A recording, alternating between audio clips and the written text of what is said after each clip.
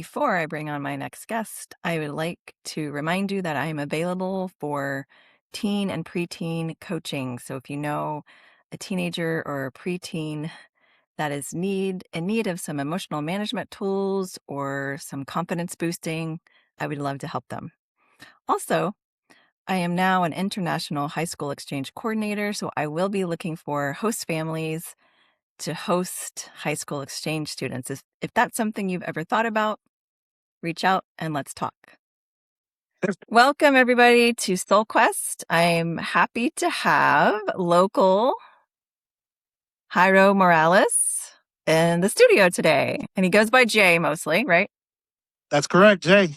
All right. Welcome. So I have been watching Jay start all these community building events in the Bastrop County area, and I met him the other night at the international event. That was super cool, very intimate. Yeah, And pretty cool. as soon as you started talking, I was like, I need him on my podcast because That's funny.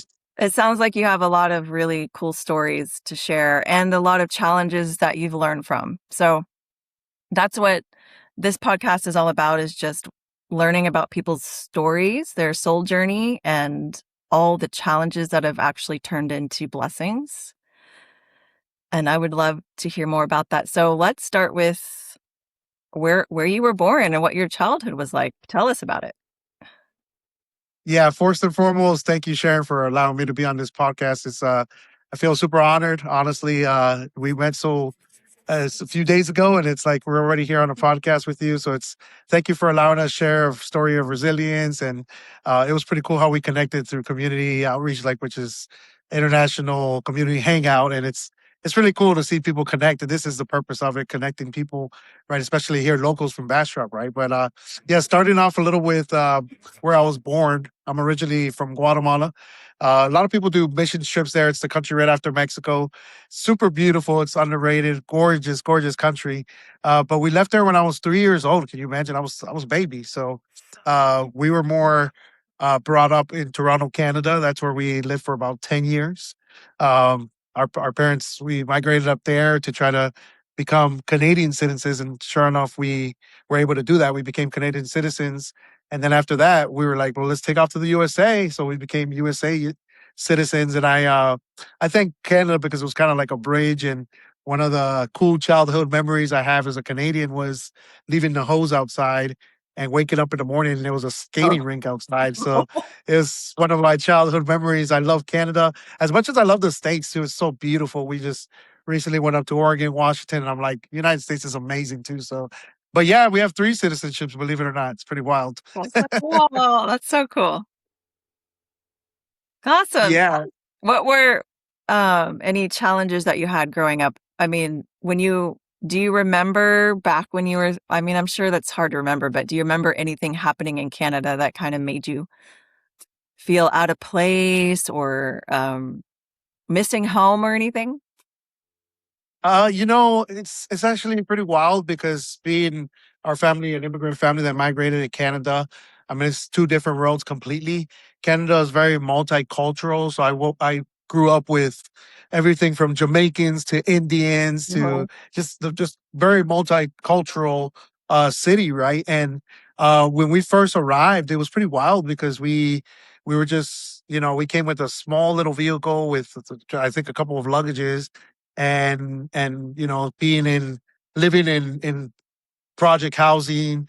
I remember as a kid, so one of our memories was like our parents would play a little game with us, and we thought it was a game, but then I later realized, hey, we were poor. This is not a game. What it was is they would grab um, the things from the wall, the frames from the wall, and shake them, and the cockroaches would come out, and we would all step on them. Like these kids, we thought 6 kids thought that it was a game, but really it's more like it was like you start with humble beginnings, humble beginnings, Wow. and places like where we have story after stories of how our parents always right now as an adult I realize like they always look for a better place for us to live, and we just constantly they were moving looking to better the situation of the family. So it really starts with our whole family just seeking a better life. You know what I mean? And Mhm.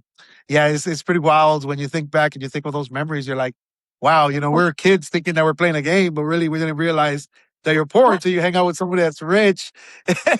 So it's like, the kid had like the first Nintendo. I was like, wait, you're rich.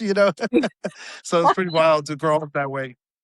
Wow. Oh my gosh, that is a story.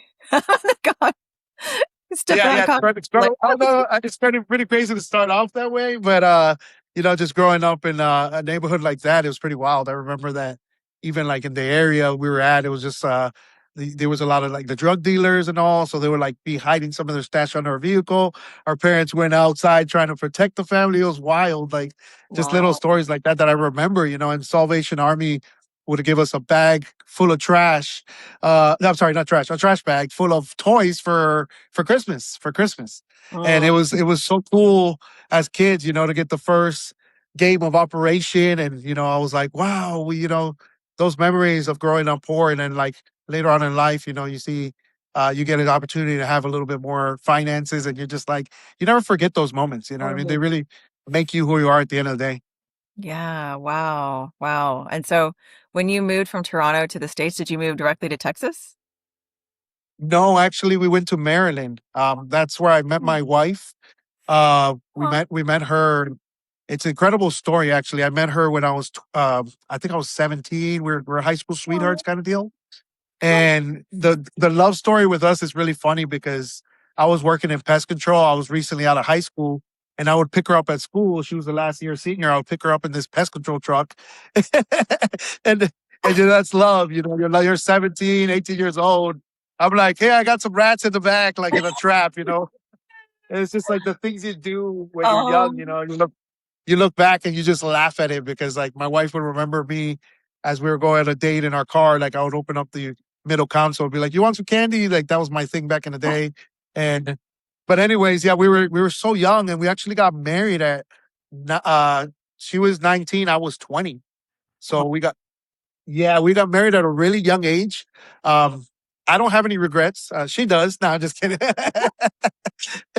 But no, actually, no. She's just like, well, I should have gone to school, should have traveled more. The usual regrets.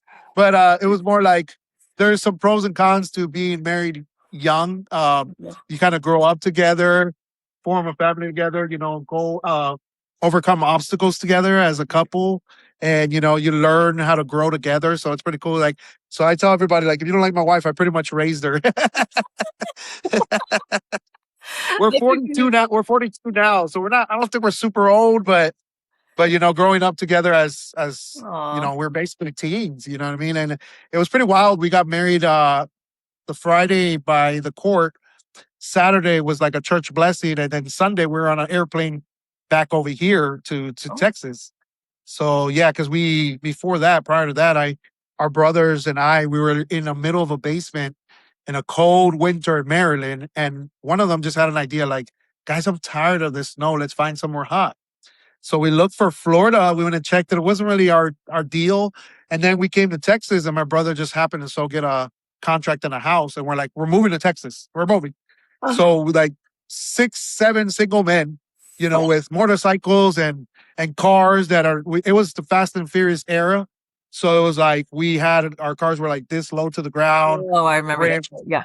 yeah, it was amazing. Those days, and we just all moved out here, like just with like no, not knowing anybody in Texas, and we all just kind of I told my wife, I was like, I'm gonna go back a year later and pick you up. She was my girlfriend. I was like, I'll go back and pick you up, Mm. and sure enough, that's what we did. And when we came to Texas, that's a whole nother story in itself. Like I have to continue adding on to that part. Okay, yeah, I want to hear about that. But so how many siblings do you have? Total, well, actually, let's see, it's about 9 siblings total. My dad has 3 on his side, and then with my mom, it's 6 total. So it's like there's a lot. Christmas is always fun for us. Oh my gosh, so you have a split family, like step Yeah, or from okay, step brothers. okay. Wow. Yeah, but here in Texas, there's actually 6 brothers, so it's like it's quite a bit. So all of the siblings moved together, like into Texas? Ye- Yeah, yeah, that's one thing about Hispanic culture. We just always flock together. Like the first one moved out here, saw that it was possible.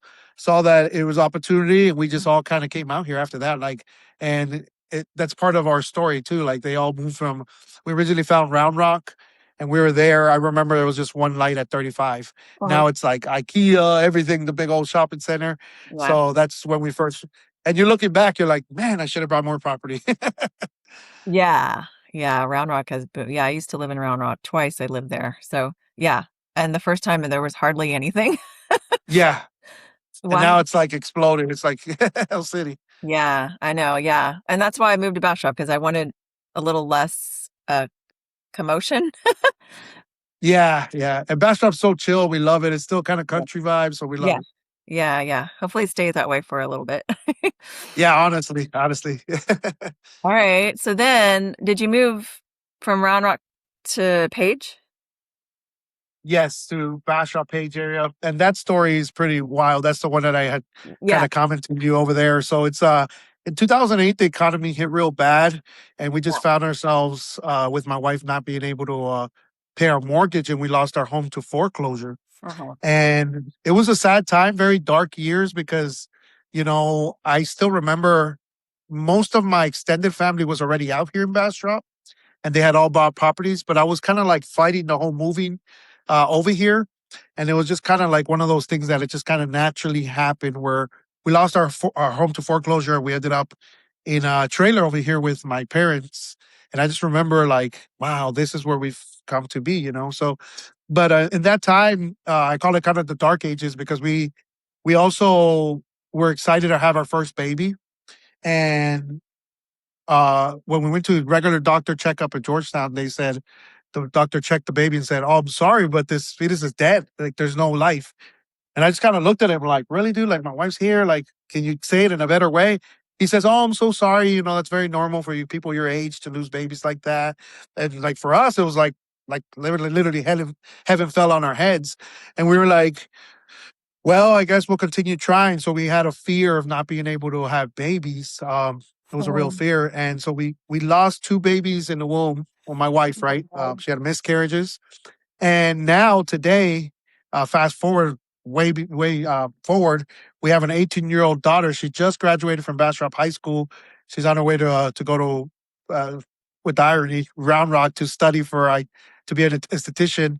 And my son, he's 16. He helps me out with our photo and video business because that's what we do professionally: photo and video for quinceañeras and weddings. Mhm. But yeah, that story is always difficult to tell because in those dark ages you don't really see what's happening in your life, why you're going through you go through. We all kind of ask like, why am I going through this? And Mhm. there's pretty much two things I always talk about in it that are secure and for sure in life, and those are changes and death. I mean, those are just things that naturally come to all of us. So we got to be willing to readapt ourselves and change. I recently heard a story of a man in the scriptures that was one of David's like brave warriors, and he fought some lions in the middle of a pit with snow. And that snow to me is like circumstances. It's like no matter Mhm. what the circumstances are, keep fighting, keep moving forward. And then he goes up against these huge giants, which you all fight giants in this life. And he finds himself with a stick, and that stick's not going to work because the giant has a spear. So he ends up killing the giant with his own spear. So what does that kind of teach us? It teaches us a little bit how we have to reinvent ourselves. Maybe what we're doing is not working. And Mhm. I think the definition in insanity is just continue to do the same thing over and over and then have to expect different results, right? So life throws us these shifts where we got to readapt and reinvent ourselves to, later find ourselves in different parts of life. But not making it too long, we were able to purchase 11 acres out here in Page. Um, Wow. So tell us how did you manifest that out of going in foreclosure? Well, it's wild because I was like, my mom is a woman of faith. She always has a good saying. She says, when, you feel like you have the world on your shoulders, talk to the one that has the universe on his. I love one of her quotes. And so it Mhm. was one of those things that I was like, okay, what am I going to do with my life? What's the next step? Why am I here? And when I had the opportunity, I met this gentleman. He was a World War II veteran, 93 years old, right out here in Page. And he was like, I'm selling properties. And he's like, what he would do is get 1,000 acres and subdivide them into 10-acre tracts. And he says, give me $1,000 down, 600 a month. And for 90,000, these 11 acres is yours. And I'm just like, where Whoa. do I sign? Where do I sign? Yeah. Hello. So yeah, I'm out here in this landing page right off 21. But the funny story is that he told me too. He was like, if you happen to refer one of your buddies or friends, I'll give you a month free of the mortgage payment. I said, well, okay, great. And 22 properties later, I was able to refer a bunch of friends, you know, and Wow. yeah, and we ended up selling like an antique store for him, a whole bunch of stuff. But anyways, it was so wild because it was just like it was literally like everything just kind of fell into place. And I was like, wow, it's so amazing how you go through those dark years, you don't see the light at the end of the tunnel. Mhm. But then after if you just continue to be faithful, continue to be consistent, continue to just keep on, working and continue to Wow. strive for new goals and all that, then it just kind of comes into place. Everything just kind of naturally falls into place. So, but anyways, yeah, that happened. And then when I was on the property, I would find myself out here walking on this property. It had no services. That's the thing. It had no water, no light, no septic. So those were the giants that we're talking about, right? Mhm. And Sharon, let me tell you about this. When you like when I'm getting quotes and they're like, well, it's 13,600 for the water. I'm sorry, for the septic. The water meter you got, it's going to cost you 2,500. I'm just like, where are we going to get this money from in the economy? We just recently lost our house and all this. Well, those are the things a lot of people don't see. I was borrowing water from my neighbor. you know, we tapped into his. Later, when I got our own meter, he was like, "Wait a minute." The new owner was like, "Why are you tapping water?" I said, "We're not. We cut that line." Well, So, anyways, long story short, septic was 13,600, and I was like, "Where are we gonna get that money from?" So it's one of those things that I'm a person of faith. I was just kind of just talking to the man upstairs, and he was like, I felt like I saw in a vision a big white building, beautiful but big white building, and I heard a voice saying, very personal, saying, "Build your house first, then build, the church that you're going to build." So we did in that order. We did in that order. We basically bought this humongous shed, build our house first, and then the actual church building that we have in the front. It's 3,000 square foot. It looks kind of like urban country. But when we first brought it, you should see. If I could send you pictures, it'll be amazing. We bought some trailers for $500 and moved them for $500, and they were not pretty. Like my wife was like, "I do not see a church here." Like, and I'm like, "Honey, I already got the vision. I'm a visionary man, so just follow me, and I promise you." So now when she sees the building, she's like, "Now I see what you were seeing, right?" And it's mhm. difficult for many people to see in life what your vision is, because if you really want to kill your vision, you heard that saying, tell 10 people your vision and you'll kill it automatically. It's so So there's some things you got to keep to yourself, but yeah. yeah, long story short, sorry, I'm blabbing over here. No, We please. basically were able to build this building, right? And I'm like looking at this big building, I'm like, how in the world we're going to buy that septic? And in COVID, I was crying about how we were gonna miss a cruise because my wife works at for a dentist office here in Bastrop, Wow. that they were giving her a free cruise. And I was all excited about that, but COVID shut that down. And then after, Mhm. it was like the purpose was behind that was, no, since difficult times, organization in Austin was able to send us a check for our 501c3, our nonprofit, for $13,600. Not a penny more, not a penny less. Wow. Yeah, isn't that crazy? And you're like, a lot of people think like it's coincidence. Of course, I'm like, wow, it's just amazing how, you know, how that all that happened. And then the second time I looked down at the floors and I'm like, we don't got no floors. So the second time they sent help for COVID for 501c3, it was 6,200. That was the exact amount we saw the floors for at Sam's Club. So it was like not a penny more, not a penny less. And Wow. yeah, stories through stories. You guys got to come out one day and actually check it out in person. So it's but yeah, that's kind of that what that happened. But it's so crazy though, because when you really think about it, like people think, okay, I'm going through this hard chapter in my life. I've reached a point where it's like there's no other solution. Well, your story's not over. Your story's not over. You just got to continue to believing, continue manifesting it, continue. believing that it's going to happen for you. You know what I mean?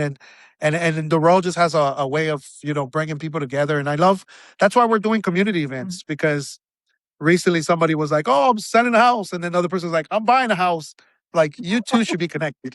It's not a coincidence that we're here, right? So, but sorry, I'm blabbing. Any other Well, questions you have for us? I love this. I love this. So, what I'm hearing here, which is really important lesson for everybody, is what helps you get the help that you need is staying strong in your faith and believing and trusting that it will come and not Yeah, waiting. Yeah. So, like, I know it's so hard to do that though when it's like, oh my God, this is happening, my life is horrible. And you just go down this negative road. But if you just stay strong and know that it's all for a reason and that help will come when it's the right time, it does. And you just showed us that it yes. really does. Yeah, absolutely. And there's power in being vulnerable and being weak. I mean, there's got to be a Clark Kent before there's a Superman.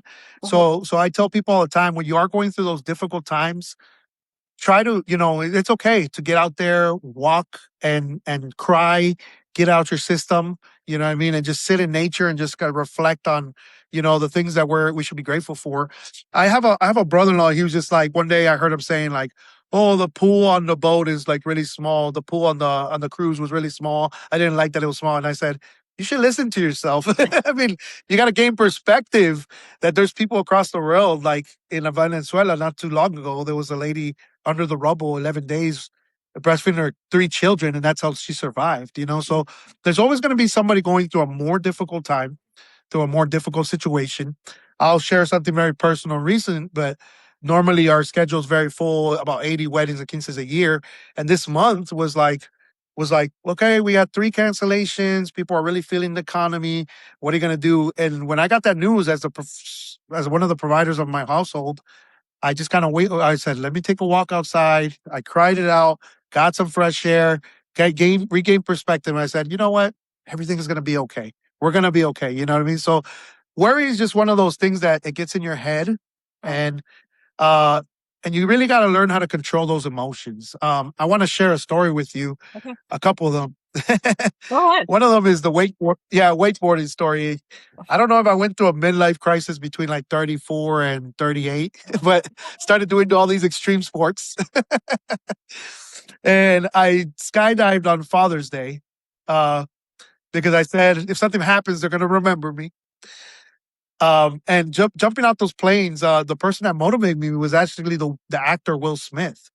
He he he said, "You're so far away from this airplane, but you're creating all these fears and all this anxiety before you even jump out the plane." And he's like, "When you actually jump out the plane and you're 20,000 feet in the air, they said, okay, we're gonna jump out on three, one, two, and they push you out on two because three people hold on and they just don't jump no more. Uh-huh. So when you jump out the actual airplane, I'm gonna let you know, Sharon, it's worse to stick your head out a car window. I don't know if you've ever been skydiving, but then actually to skydive, it's a different feeling. It's a different sensation, and you don't feel like breathless or anything like that. It's a blissful experience, really what it is. Well, And then he just kind of said a quote like that God had put all the best things in life on the other side of fear.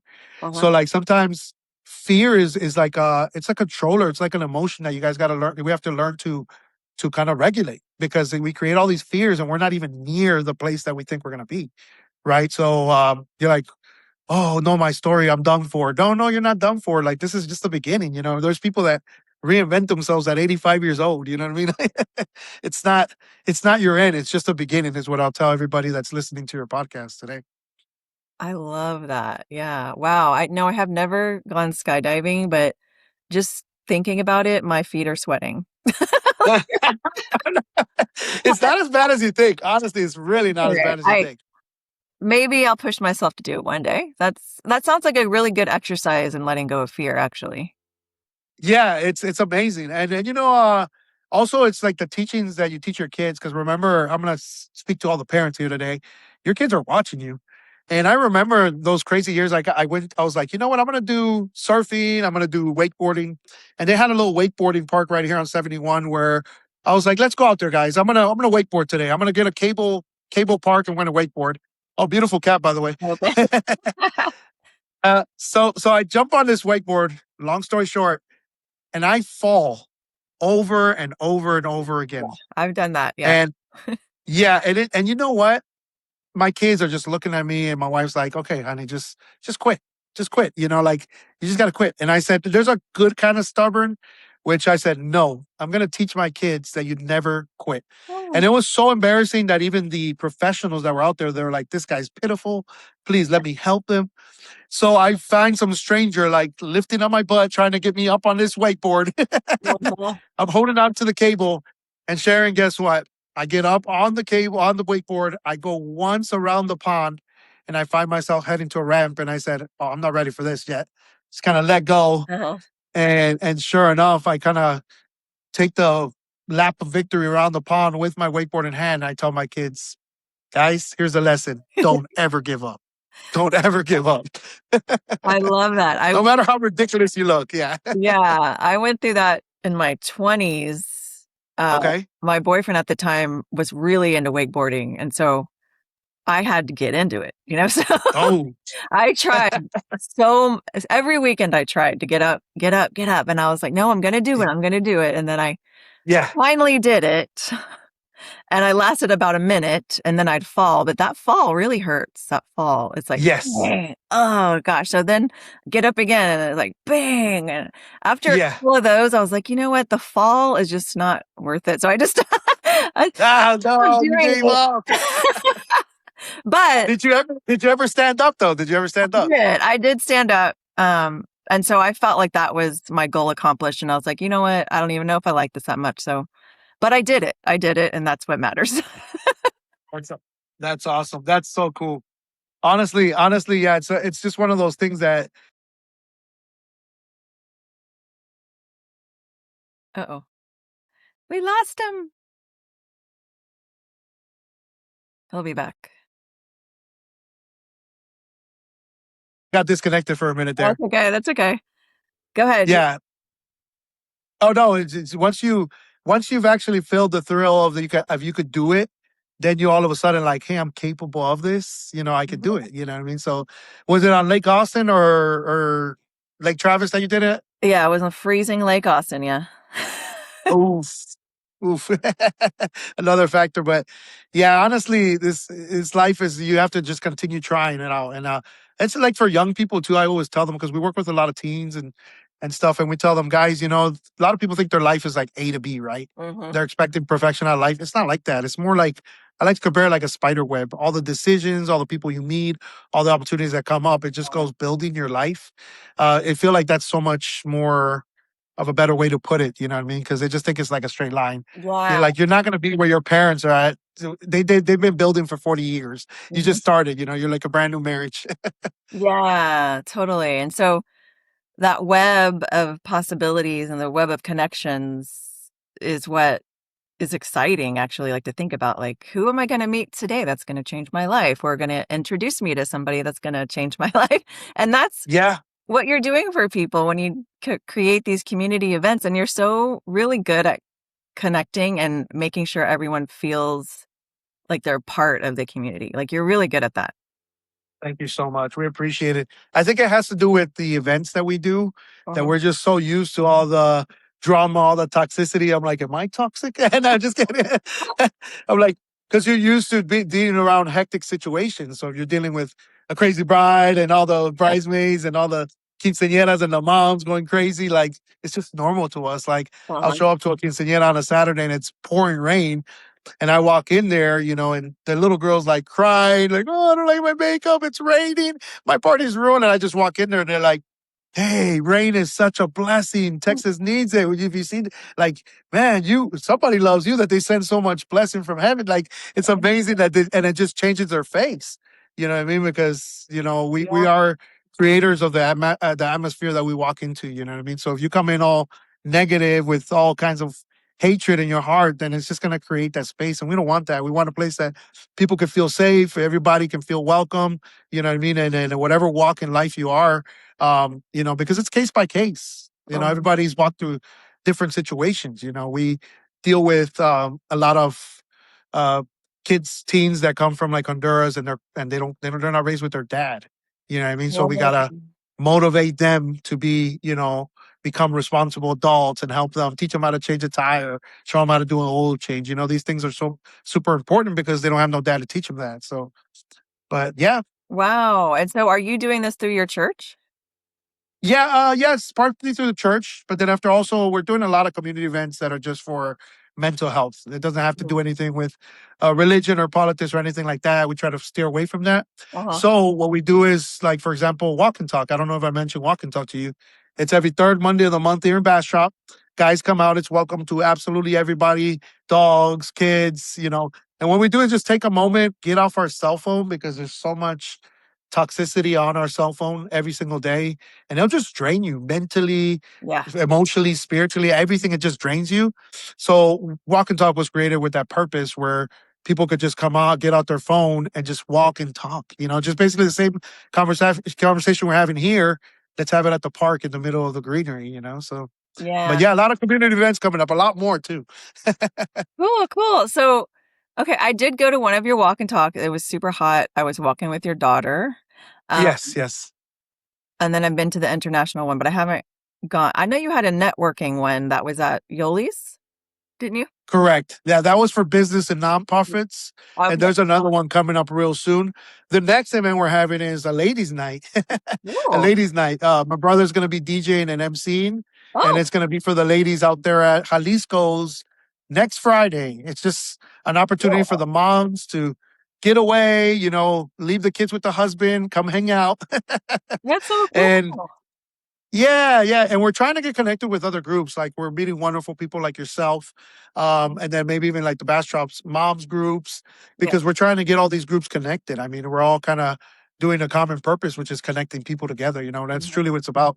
If you realize how many people are coming into Bastrop, there's so many people on those local pages saying like, "I'm new to Bastrop, I don't know anybody." I'm like, we Yeah. got to give them an outlet. We have to give You them an know, outlet. yeah, thinking back to when I first moved here almost 3.5 years ago, I moved into Tahitian Village, Okay. and I live on a street where it's not real developed, but I have a neighbor 2 lots down, and then across the street 2 lots down, right? And, so there's only oh, no, there's 4 of us on the street. It's not fully developed. Anyway, I'm not, like, next door to anybody, but, like, I'm just, like, a couple of lots away. Um, I was waiting for the neighbors to come introduce themselves to me. They Didn't happen. they never did. I was like, "Wait, isn't that how it's supposed to work? When I move in, people are supposed to come welcome me to the neighbor." And that's how in the old days, that's how we did it.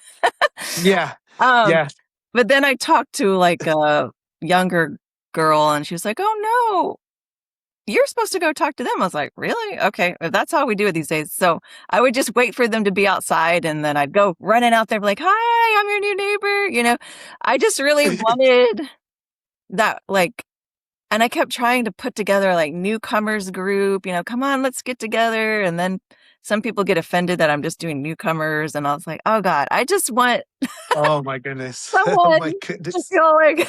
I just wanted that community, like, I'm really Ye big on community too.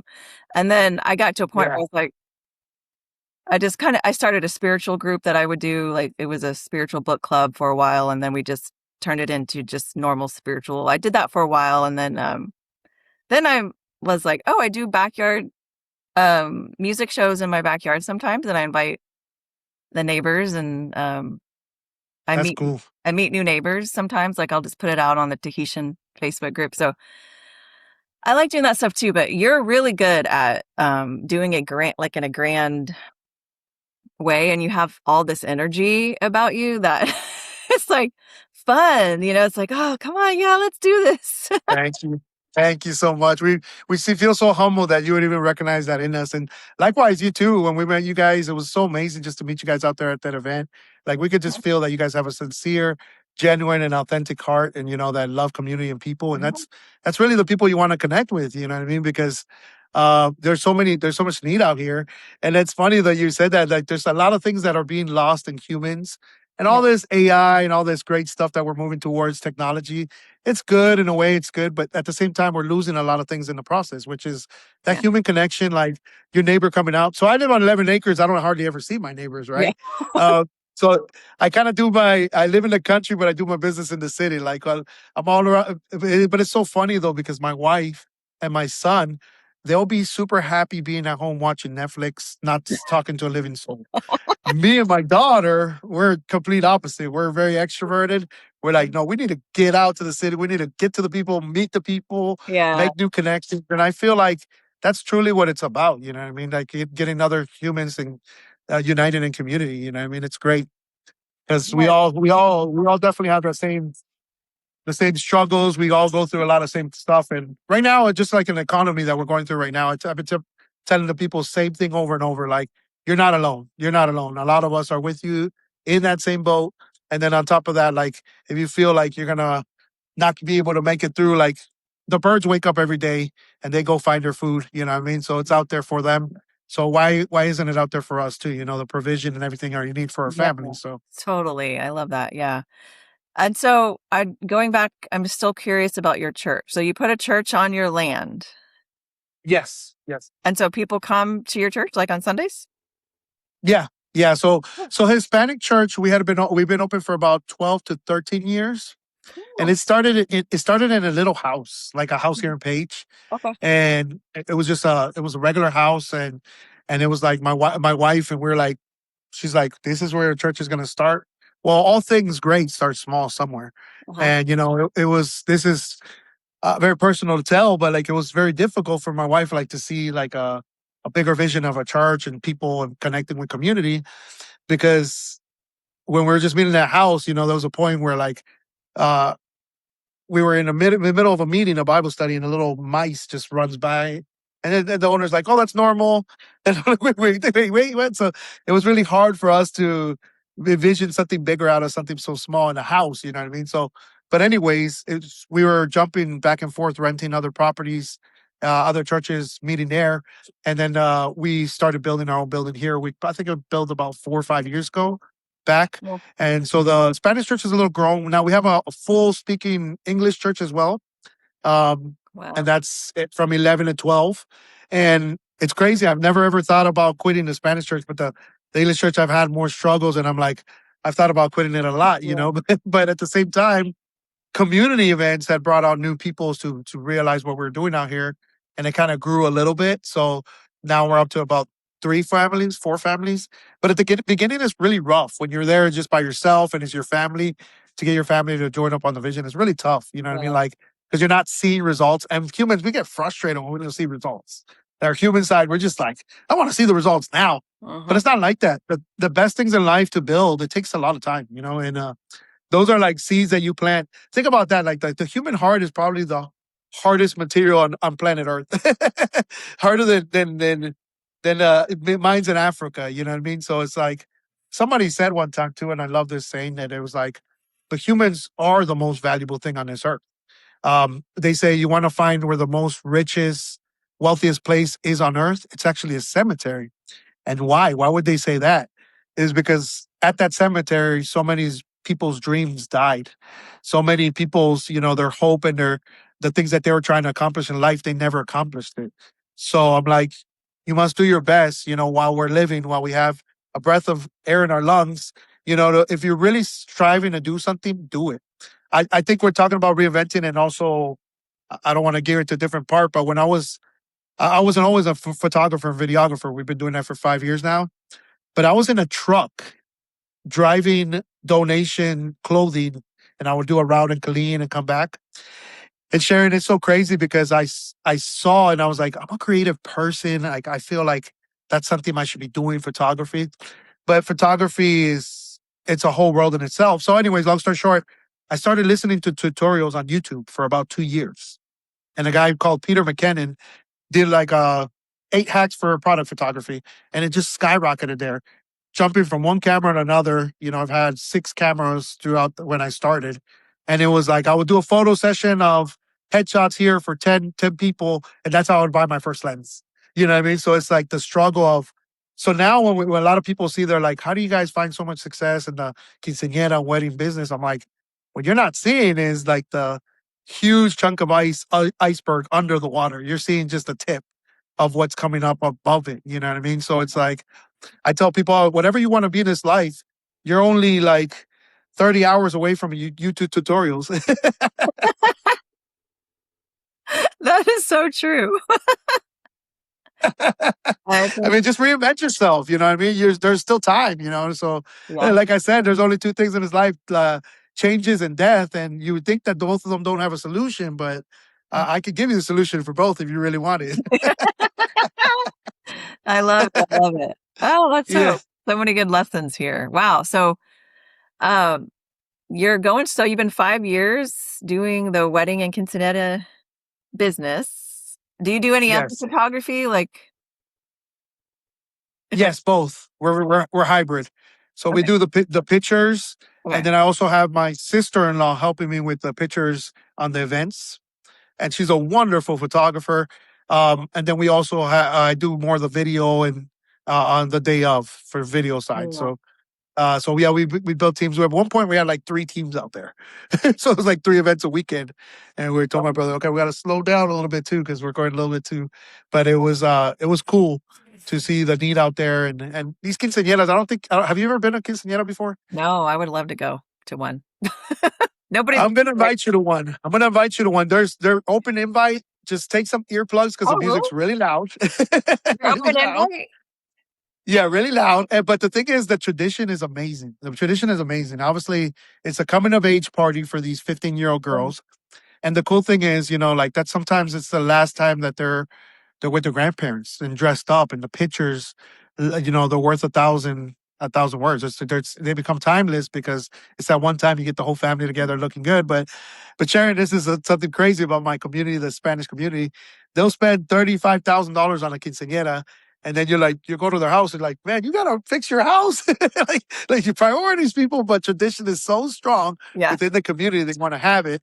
And if you want to catch a glimpse of it, this is a little announcement: the 17th, 18th of September, Uh-huh. this month. I'm sorry, September. Yeah. We're having the Viva Bastrop out here in Bastrop. Oh, yeah, that's right.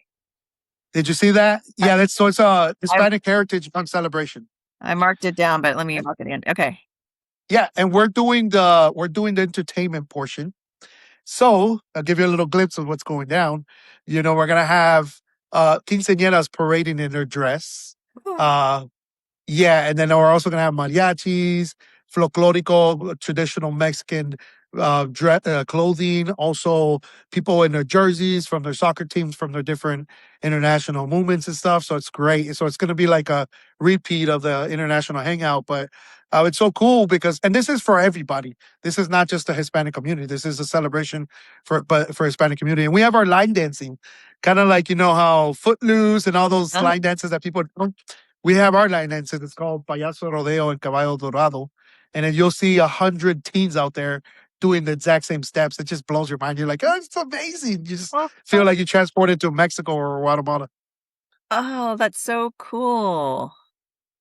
I can't wait. Is Yeah, it's gonna be amazing. that Friday or Saturday, the 18th? That's a Friday. That's a Friday. Oh, okay. Maybe my Canadian family might be here that day. So, Wait, you have family from Canada? yeah, my mom's sister married a Canadian, so she had kids, my cousins, and they come every year. So, they're Oh, cool. What part of Canada? If you don't mind, what part of Canada? yeah, it's in the Toronto area. One of them lives in Toronto, I think, and one of them lives in outside of London, I think, and then one lives in Orangeville. Uh, Okay. they're Oh, all that's cool. So yeah, Canadians. yeah. But yeah, Well, tell us. I've been up there and everything. Yeah, that's amazing. Tell them to bring you two things from Canada. Ketchup Lay's chips. Yeah, Lay's ketchup chips. It's a Okay. thing. Like it's delicious. And then two, I think they're kind of, I don't know if they're discontinued, but Passion Flakies from Canada. You'll be hooked. You'll be hooked. They're amazing. They're I haven't amazing. heard either of those. I know when I was a kid and I would go there, that was the first time I had a salt and vinegar chips. Oh, okay. Um, Gotcha. Yeah, they got some different kinds of chips we don't have here in the States. So but you're like, you now, gotta yeah, tell me. now there is salt. It was the first time I had Nutella too, was when I was up there as a kid. But now that's all here in the States. But I just remember Yeah. thinking, oh my gosh, salt and vinegar chips. Like we don't have these in Texas. but now we do. Yeah, and they're so good. They're so good. I Cool. think they have them now. I think I've seen them though. Yeah, yeah, they have them now for sure. But back then, when 30 years ago, they didn't have salt. At least I don't Yeah. know. They could have. It's just my mom never bought them. Maybe that's it. Yeah, yeah. I remember they did junk food they never, but yeah, ketchup, Lay's, ketchup chips. Try them. See, you like Ketchup them. Lay's. I'll ask them. Yeah, ketchup flavor. Cool. Okay. Well, I always like to end with you sharing something. I know you've shared a little bit of what you do whenever you're emotionally unbalanced, but on a daily basis, is there anything that you do to keep up with your well-being? My well-being on a daily basis. You know, massages are expensive, but I do have a pass for uh the gym here in town, the gym, and just to go work out for a little bit and get a little bit of a massage from the chairs in the Oh, I'm not giving them promotion, but what is a Planet Fitness over right. here? Yeah, they have. So yeah, the chairs come included. So just resting there and just kind of you're taking 10 minutes to just get on a massage Yeah. chair just for me, it feels amazing. You Yeah. know what I mean? So, and I'm like, I tell people the importance of, taking time to just get away and do nothing. You know what I mean? Mm, There's something in doing nothing, you know what I mean? And sometimes we feel like it's counterproductive, like I'm not being productive, but it's important to take that time. Like after when we have events, Fridays, Saturdays, and Sundays, full day church, mhm. two services. Like Monday, I just don't want to do nothing. I Yeah. just tell my wife, I'm like, let's just get out, let's just go have brunch, we local places, and then after, let's just relax that day, because it's important to regain strength. You know what I mean, for the next time. So I just thought I'd share that. Yeah, that's great advice. Totally. Well, I hope to meet your wife one day. I don't think I've met her 'cause she hasn't been at either of those events that I don't think so. Yeah, yeah, and like I mentioned, my wife's more like, I'd rather be at home watching a movie. But the truth is, she's so wonderful. Honestly, like I don't think I could talk enough about my wife. Really, she's my driving force. She's the one that helps me never to give up. She's the one that built resilience in me and pushed me to be a better man. I would say there's two women in my life that always helped to that. And first is my wife, which I can't speak enough praise her. You'll never find her in gossip, never being toxic, like doing crazy stuff. She's just a well-centered person, you know what I mean? And a great example for our kids. Well, I tell my son, you got to marry somebody that has the same personality as your mom, mhm. great person. So, and then the other one would be my mother. My mother, when I was, I believe, 3 years old, she told me a story of how I was going to die. My kidneys didn't work. And she just talked to the man upstairs and said, take them or heal them right now. And here I am, 42 years later, she's Wow. still alive. So I like to tell people that because sometimes when there's a lot of opposition when they're kids or when they're teens, it's because I feel like that person has a huge purpose in life. So, but if you ever feel like you're leading far from that purpose, I use an example like these machines that we have, these iPhones. Like if something's wrong with that iPhone, you don't take it to a third party, but you go back to the manufacturer to make sure that where it was created, that you can get back and get perspective of where you should be aligned, what you should be doing. So what things you should quit in your life and what things you should probably add in your life. That way you can live a well balanced life. We can be balanced in every area of our life, whether it's parenting, whether it's work, everything. I don't think I have that balance 100%. I'm not gonna lie and say I have 100%. I'm still in counseling and coaching to be a better father and a better husband every day. I have my mentors that they teach me. One of them said something amazing the other day. He says, "If you work with your mind, you must exercise because you gotta get it out, right?"